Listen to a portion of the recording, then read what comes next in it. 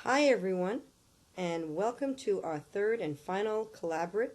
This is our flip collaborate for Assessment 3 for the Creative Teacher EDU 8006. It's an e-portfolio, and this is Ronni sending you her warmest wishes for our third and final collaborate for our class, the Creative Teacher. Here we go.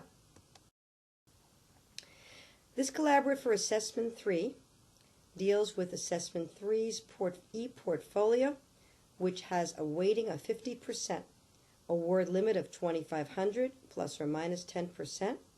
It is due on 9 a.m.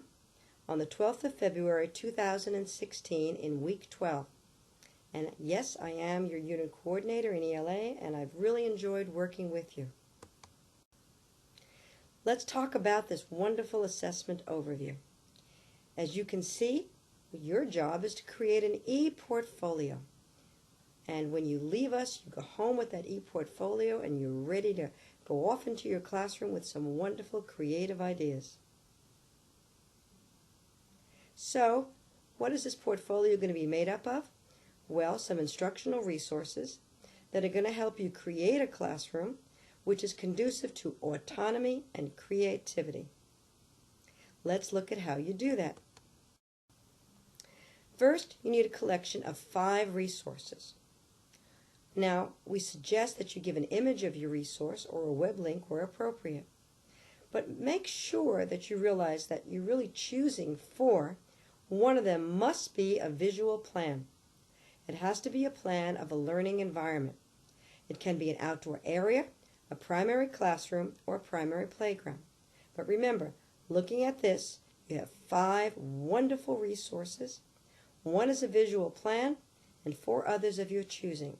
So you could choose something online, you could choose something that uses technology, you could use something that you saw in your classroom, lots of things you could choose. The key is 5 wonderful resources that are going to help your students become autonomous and creative learners. Well, let's look at the details more closely.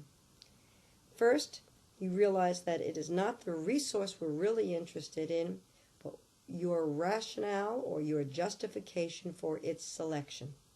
So, 3 people can have the same resource, that's not the issue, but it's how you justify or explain why you use it. Let's look carefully at what this rationale must contain. And I'm sure you've noticed by now that I have a cold, and I apologize for that, but I did want to get this out to you as soon as possible. So, in your rationale for each of your resources, you need 500 words, and you need to explain the resource's appropriateness. So you say, what do I mean by appropriate? Well, what makes it appropriate for this particular age, or this particular grade, or this particular student, or this group of students, or something according to the Australian curriculum? What makes this resource very appropriate? It was a good selection. Then the reasons for an inclusion are not just about appropriate, because that's assumed now. Now we need to look at reasons that are relating to all that you've read and learned throughout this unit.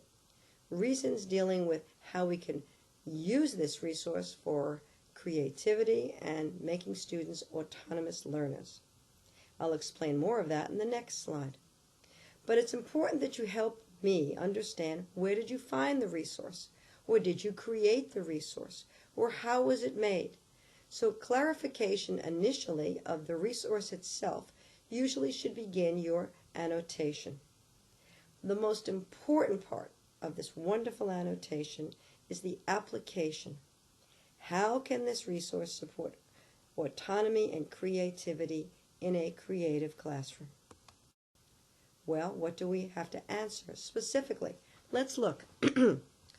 Notice your rationale has to refer back to the theory covered within this unit. Please make sure you go back and look at your readings, look at your various theories, and say, yes, I can use this resource. This resource really will help me apply some of these theories. Next, you need to look at, say, this resource is perfect because it can help me respond to different students, to certain learning strengths and others' learning needs. The resource offers multiple options for those in one area or another or both. And then, of course, the key word, I'm going to use this resource to differentiate my teaching. I'm going to show you how I can use this resource to meet the learning needs of students across a full range of abilities. Where do I find such resources? I can make them myself, or you can make them yourself. You can find them online. You can have them produced by a classmate. You notice, once again, you can find something from one of your practicums. But please make sure that you realize you're not being assessed on the resource, but rather its application, what you can explain about it, how you can use it. The goal here is to say your recognition. You can create, you can steal or borrow or use, but your job is to say, I've learned a lot about creativity. Now I want to make sure I select materials that are going to do what the research says you should. So let me look at an example. If I need to have a visual plan, which is one of my 5, and I'm required to do that, I want an ideal visual plan. Now I want to annotate my resource. So first thing I've got to do is look at my plan. Where did I find it? Well, did I create it myself? Maybe I did. In this case, I created my own plan by combining ideas I saw in 2 different prac classrooms. And I used Floor Planner as my graphic aid. So this clarifies where I got my ideas from and tells me how I did it. Number 2, I then am going to talk about how this visual plan that I have designed really is going to apply or demonstrate how creativity theories can be put into the classroom. It's going to demonstrate the readings and research that I did. So this is where theory becomes practice and they're linked together in this portion of my annotation.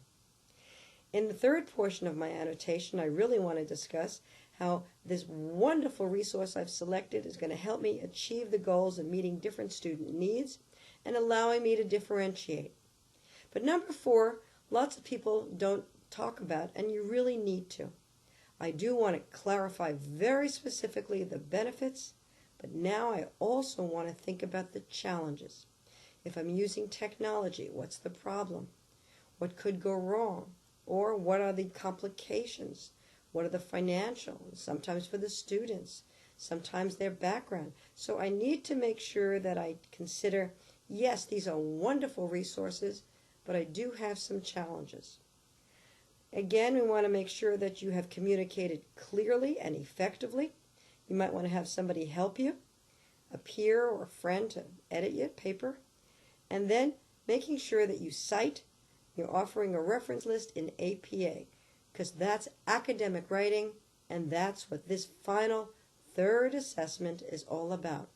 It's your last chance to show, hey, I can use academic writing for real purposes for classroom use. Please make sure you submit it according to the timetable, which is the 12th of February by 9 a.m., and the details are in the Assessment 3 folder. So now you ask yourself, well, all right, I've submitted it. How is it going to be assessed? Well, it's always best to look at the assessment before you actually write, and definitely before you submit. So, when I look at my own writing that I've done here, I'm going to say, okay, how did my chosen set of resources support a creative and autonomous learning environment? Has my rationale explained that clearly? Have I used a variety of resources, not just all technology or all paper and pencil? Have I looked for 5, in this case really 4 different types, because one of them must be a visual plan? And making sure that I've considered a range of different students in my selection. Have I talked about both benefits and challenges? Don't forget that one. Have I communicated clearly and effectively? And is my writing academic? Am I following the conventions of APA formatting for in-text citations, for my reference list, for my use of language and grammar?